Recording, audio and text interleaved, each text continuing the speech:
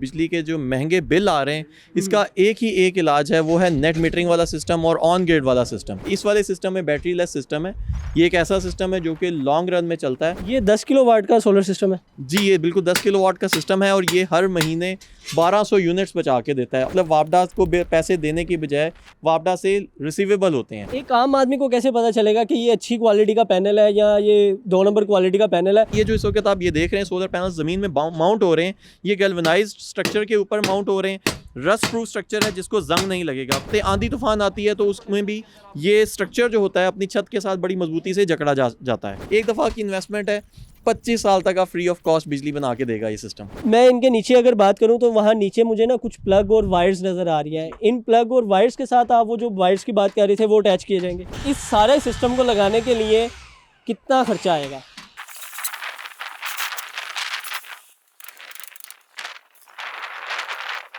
अस्सलाम वालेकुम नाज़रीन, आप देख रहे हैं पब्लिक डिजिटल। मैं हूं फैज़ान चौधरी। एक तरफ आवाम महंगाई से परेशान है तो दूसरी तरफ अब बिजली के बिलों में सुपर टैक्सेस भी लगा दिए गए हैं। किस तरह आवाम अपने बिलों को ज़ीरो कर सकती है और इन टैक्सेस के साथ साथ बिजली के बिलों से किस तरह छुटकारा हासिल किया जा सकता है, आज की इस वीडियो में मैं आपको बताऊंगा।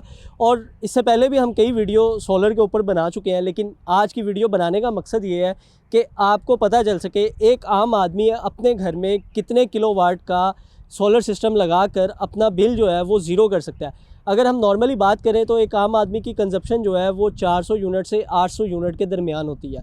तो इन 400 से 800 यूनिट को ज़ीरो किस तरह करेंगे, आज की वीडियो में बताएंगे। क्योंकि मैं एक ऐसी जगह पर मौजूद हूँ जहाँ पर सोलर सिस्टम इंस्टॉल किया जा रहा है। कितने किलोवाट का सोलर सिस्टम इंस्टॉल हो रहा है, किस तरह हो रहा है, क्या क्या चीज़ें चाहिए होती हैं। यहाँ पर वकास भाई मेरे साथ मौजूद हैं जो इस सारे प्रोसेस को सुपरवाइज़ कर रहे हैं। उनसे मैं बात करूँगा और सारी तफसील जो है वो आपको बताऊँगा, ताकि आप अगर अपने घर में सोलर सिस्टम लगवाना चाहते हैं तो आपको भी पता चल सके कि उसके लिए क्या क्या चीज़ ज़रूरी होती है। सबसे पहले अस्सलाम वालेकुम वकास भाई, बहुत शुक्रिया आपने वक्त दिया। वकास भाई, आज हम जहाँ पर ये सोलर सिस्टम लगा रहे हैं, ये कितने किलोवाट का सोलर सिस्टम है? जी, थैंक यू वेरी मच। आज ये एक लाइव डेमो भी हम आपको दिखाना चाह रहे थे। बिजली के जो महंगे बिल आ रहे हैं, इसका एक इलाज है, वो है नेट मीटरिंग वाला सिस्टम और ऑन ग्रिड वाला सिस्टम। तो यही वजह है कि हमने ये एक कनाल के घर के ऊपर ये ऑन ग्रिड सिस्टम लगाया है, जिसके अंदर तकरीबन 19 सोलर पैनल्स होते हैं। और ये सोलर पैनल्स इस वक्त माउंट भी हो रहे हैं। इस पूरे सिस्टम के अंदर सोलर पैनल्स होते हैं, इन्वर्टर होते हैं, जनरली बैटरीज़ भी इस्तेमाल होती हैं। अगर लोड शेडिंग से बचना हो तो बैटरीज़ भी इस्तेमाल की जा सकती हैं। लेकिन इस वाले सिस्टम में बैटरी लेस सिस्टम है। ये एक ऐसा सिस्टम है जो कि लॉन्ग रन में चलता है। इसकी कोई मेंटेनेंस कॉस्ट नहीं होती, क्योंकि बैटरीज़ की मेंटेनेंस कॉस्ट होती है, तो इसकी कोई मेंटेनेंस कॉस्ट नहीं होती। अच्छा, ये 10 किलोवाट का सोलर सिस्टम है? जी, ये बिल्कुल 10 किलोवाट का सिस्टम है और ये हर महीने 1200 यूनिट्स बचा के देता है। एक्स्ट्रा यूनिट्स वापडा को रिवर्स कर दिए जाते हैं और वो बिल के अंदर लग के आ जाते हैं। तो इवेंचुअली बिल ज़ीरो आता है, बल्कि बहुत सारे लोगों का तो क्रेडिट में बिल आता है। मतलब वापडा को पैसे देने की बजाय वापडा से रिसीवेबल होते हैं। और यही एक ऐसा सिस्टम है जिससे आप अपने बिल को ज़ीरो भी कर सकते हैं। वकास भाई, सबसे पहली चीज़ मैं जो आपसे पूछना चाहूँगा वो ये कि एक आम आदमी ने अगर अपने घर में सोलर सिस्टम लगवाना है तो वो उसको कौन कौन से कंपोनेंट्स मतलब ख़रीदने पड़ते हैं? देखिए, जो सबसे इंपॉर्टेंट मेजर कंपोनेंट है वो उसके सामने हमें इस वक्त मौजूद है, ये है सोलर पैनल्स। ठीक है। सोलर पैनल ही वो जो मेजर कंपोनेंट है जिसने सनलाइट को एब्जॉर्ब करना है और सनलाइट को कन्वर्ट करना है इलेक्ट्रिकल एनर्जी के अंदर। अच्छी क्वालिटी का सोलर सिस्टम लेंगे तो उसके अंदर अच्छी क्वालिटी के सोलर पैनल लगाएंगे तो ही वो अच्छा परफॉर्म करते हैं। हम लोग स्मार्ट सोलर के प्लेटफॉर्म पे हमेशा ए ग्रेड के सोलर पैनल्स लगाते हैं और मैं हमेशा अपने तमाम यूज़र्स को ये भी एडवाइस करूँगा कि अच्छी क्वालिटी का पैनल इस्तेमाल करें, क्योंकि इसने 20 से 25 साल चलना है। अच्छा, एक आम आदमी को कैसे पता चलेगा कि ये अच्छी क्वालिटी का पैनल है या ये 2 नंबर क्वालिटी का पैनल है? कि जो अच्छी क्वालिटी के पैनल्स हैं वो Tier 1 की लिस्टिंग में होने चाहिए। ब्लूमबर्ग की एक रेटिंग आती है जिसके अंदर हर 3 या 4 महीने के बाद वो रेटिंग आती है, तो उसमें Tier 1 के जो सोलर पैनल्स हैं वही लगाने चाहिए। प्लस इन सोलर पैनल्स की रिपोर्ट्स होती हैं, PSI, COC, flash test reports. वो तमाम अच्छी रिपोर्ट्स जो होती हैं वो जो अच्छे पैनल्स हैं उन तमाम रिपोर्ट्स को क्वालिफाई कर रहे होते हैं। तो आप लोगों ने भी जो सोलर पैनल्स खरीदने हैं वो तमाम रिपोर्ट्स के साथ खरीदने हैं।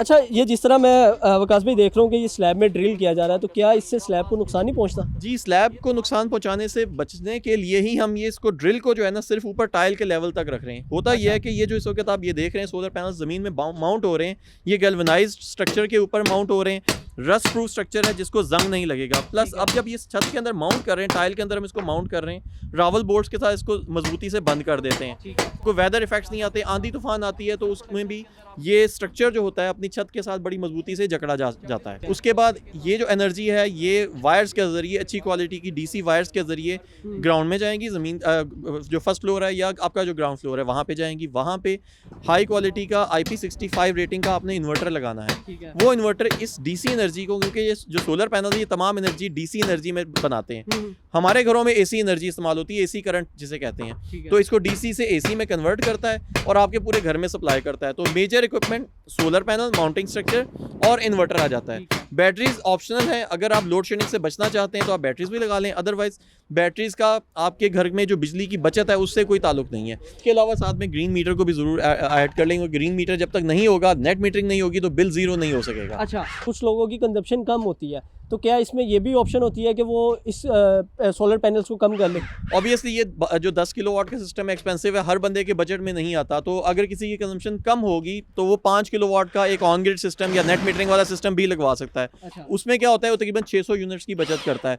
आपके घर पे 1 या 2 एयर कंडीशनर है, लाइटें, पंखे, टीवी, फ्रिज हैं, तो वो तमाम इक्विपमेंट चलाने के लिए 5 किलोवाट का इक्विपमेंट भी सफिशिएंट होगा। बट अगर थोड़ा सा बड़ा घर है, 2-3 AC चलते हैं, 1200 यूनिट्स की कंजम्पशन है, तो फिर आप 10 किलोवाट में जाएं। मतलब अगर सिंपल बात करें, एक AC, एक रेफ्रिजरेटर और अगर टीवी वगैरह एक ही है, 5 किलोवाट इनफ है।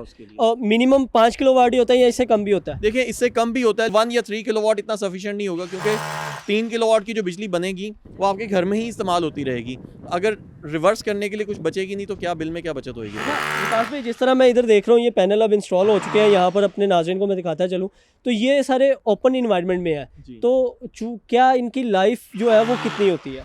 देखिए जी, अच्छी क्वालिटी के जो सोलर पैनल्स हैं वो उनकी जो परफॉर्मेंस वारंटी भी होती है, इवन लाइफ और वारंटी 25 से 30 साल होती है। तो हमारे ये सोलर पैनल्स है, इसको ओपन एयर में आंधी तूफान, कोई भी तरह का वेदर इफेक्ट आता है, हाई टेम्परेचर्स भी आता है, तो जो अच्छी क्वालिटी के सोलर पैनल्स हैं 12 साल तो रिप्लेसेबल वारंटी के साथ आते हैं, 25 साल इनकी परफॉर्मेंस लाइफ होती है। तो एक दफ़ा आपने पैनल लगा लिया, एक दफ़ा की इन्वेस्टमेंट है, 25 साल तक आप फ्री ऑफ कॉस्ट बिजली बना के देगा ये सिस्टम। अच्छा, अब मैं इनके नीचे अगर बात करूं तो वहाँ नीचे मुझे ना कुछ प्लग और वायर्स नज़र आ रही हैं। इन प्लग और वायर्स के साथ आप वो जो वायर्स की बात कर रहे थे वो अटैच किए जाएंगे? जी बिल्कुल। अभी ये सिस्टम क्योंकि अंडर इंस्टॉलेशन है, अभी फाइनल कमीशनिंग नहीं हुई, तो अभी कुछ नट बोल्ट्स अभी लूजिंग भी है इनमें, ठीक है।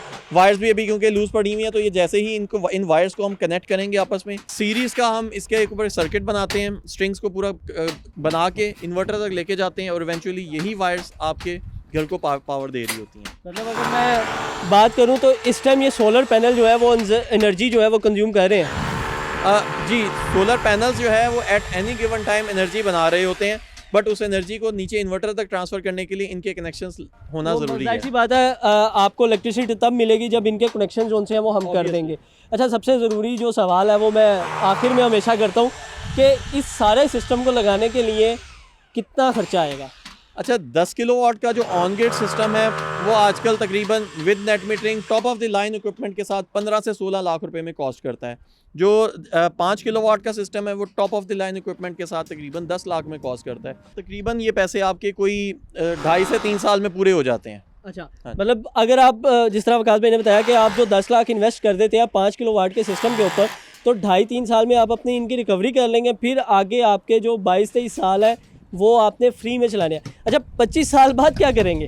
देखिए 25 साल के बाद ऑब्वियसली ये सिस्टम, क्योंकि आपकी इन्वेस्टमेंट 3 साल के बाद तो आपके पैसे पूरे कर चुका होगा, तो उसके बाद तो आपका हमेशा से प्रॉफिट ही है। बट 25 साल के बाद भी ये पैनल ज़ीरो नहीं होंगे, यूज़लेस नहीं रहेंगे, ये कुछ ना कुछ एनर्जी जनरेट करते रहेंगे। लेकिन ये होगा कि जैसे 10 किलोवाट का सिस्टम है, 25 साल के बाद ये 7 या 8 किलोवाट जनरेट करेगा। थोड़ी सी परफॉर्मेंस कम होएगी, ज़ीरो फिर भी नहीं होगा ये।